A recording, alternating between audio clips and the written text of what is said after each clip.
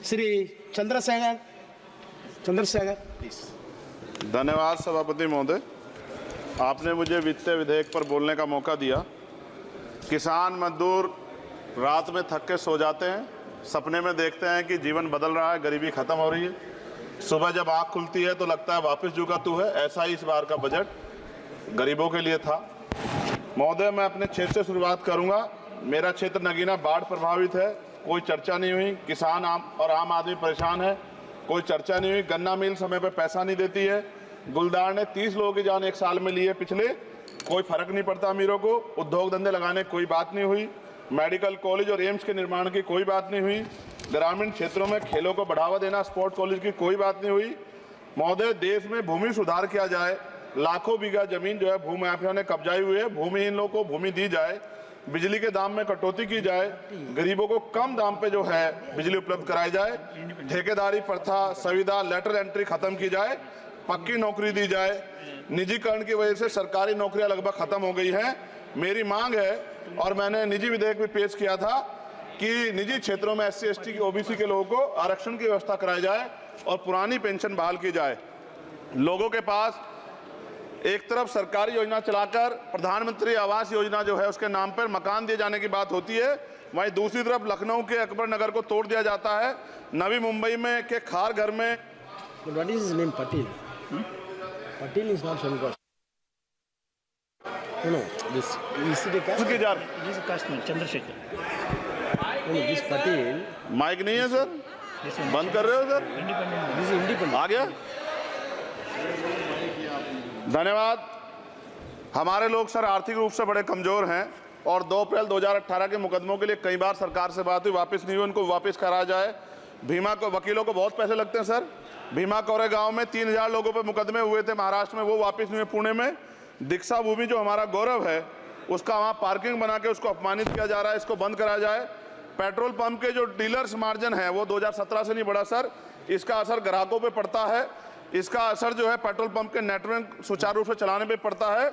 Diesel margin की बढ़ोतरी ना होने से हजारों कर्मचारी, लाखों कर्मचारी जो वहाँ काम करते हैं उनके जीवन पर असर पड़ रहा है।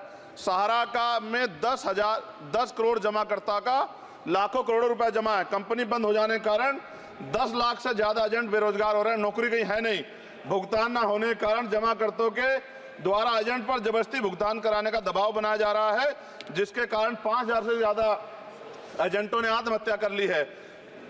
सभापति महोदय, उत्तर प्रदेश देश का सबसे बड़ा सूबा है, उसको इस बजट में कुछ नहीं मिला और बहुत सारे मेंबर, 80 के लगभग हम मेंबर जो है उत्तर प्रदेश जीत के आए, ना के बराबर मिला। यूपी में 25 करोड़ से ज्यादा आबादी है उत्तर प्रदेश के अंदर, 5 किलो राशन सरकार दे रही है, लेकिन जीवन जीने के लिए काफी नहीं है। और भी बुनियादी सुविधाओं की जरूरत पड़ती है अगर इज्जत की जिंदगी चाहिए, उसके लिए सरकार के पास कोई उपाय नहीं है।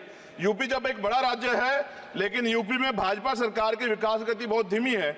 हमारी सरकार से, केंद्र की सरकार से मांग है, हमें यूपी की सरकार की चिंता नहीं है, लेकिन यूपी की जनता की चिंता है।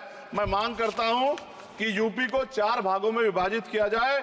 डॉक्टर बाबा साहब अम्बेडकर ने कहा था 1995 में, उनकी बुक है थॉट्स ऑफ लिंग्विस्टिक स्टेट, किताब में कहा था राज्य जितना छोटा होगा राज्य की प्रगति उतनी होगी, जनता को रोजगार मिलेगा और जनता का जीवन संपन्न होगा।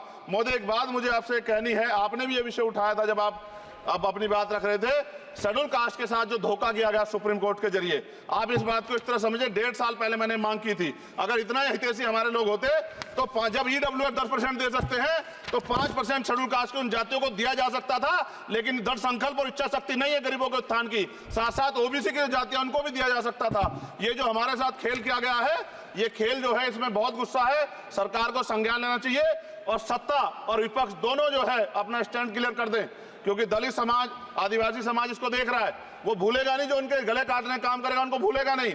और साथ साथ एक जो मेरी पर्सनल है सर, अभी मैं सुबह से प्रयास कर रहा था कि विनेश के लिए बोलूं, जब उसको डिस्क्वालीफाई किया गया, विनेश या नहीं, लेकिन ऐसा लगा जैसे हमें चाकू घुसेड़ दिया गया। मेरे आज भी याद है उस प्रोटेस्ट में मैंने रातें काटी हैं और 4-4 गोली खाई मैंने। ये देश की अस्मिता से जुड़ा मामला था, पर हमारी मांग ये थी कि सरकार स्टैंड क्लियर कर दे, तब भी सुनवाई नहीं की गई। जब मंत्री बोलने आए तो हमने उनसे कहा कि हमें कुछ इंफॉर्मेशन चाहिए, उस पर बात नहीं हुई। सवाल ये है सर, 1 गोल्ड हमारे लिए आ रहा था और जब ये गोल्ड आता देश गौरवान्वित होता, और क्या व्यवस्था थी सर कि उसका वेट बढ़ गया, पता ही नहीं लगा सिस्टम के लोगों को। क्या बेवकूफी की गई है, ये सोचने का विषय है सर। ये बहुत महत्वपूर्ण देश की बेटी का मामला है। ये हरियाणा की बेटी नहीं है सर, वो एक जात की बेटी नहीं है, वो हमारी बहन है, देश की बेटी है। और आपने क्या किया हरियाणा के साथ? आपने हरियाणा का बजट कम किया, जबकि सबसे ज्यादा मेडल हरियाणा लेके आता है। ये गलत है सर, ये धोखा है।